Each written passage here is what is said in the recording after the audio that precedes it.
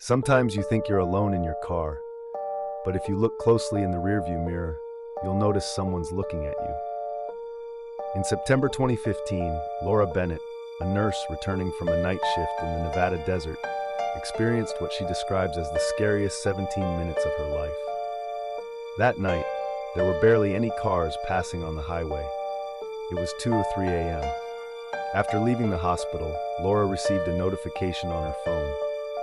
A new driving record has been started. But Laura hadn't opened any recording apps. At first, Laura ignored it.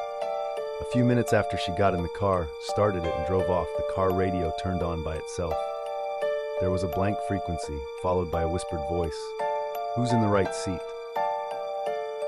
When Laura turned her head in a moment of fear, no one was sitting in the passenger seat. But in the rearview mirror, she saw a short-haired man's face in the back seat. Laura's heart began to race.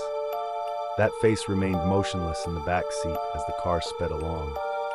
Laura immediately pulled over to the side of the road in fear.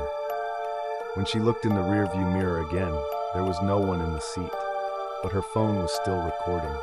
When she listened to the recording, she heard a distinct breathing sound in the car besides her own.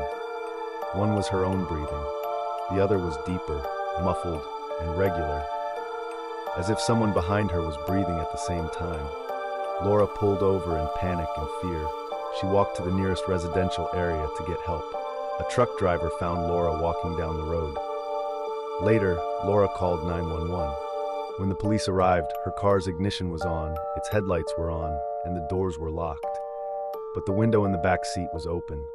There was a handprint on the inside, but it wasn't from the outside, but from the inside. Police reviewed Laura's audio recording on her phone. Towards the last 8 seconds of the recording, a male voice could be heard whispering very clearly and audibly, "Why did you leave me?" Voice analysis revealed that frequency was half an octave lower than a human voice and at the edge of normal hearing. However, no footprints, DNA, or tire tracks belonging to other vehicles or people were found on the desert road that night. Laura took some time off due to her experiences.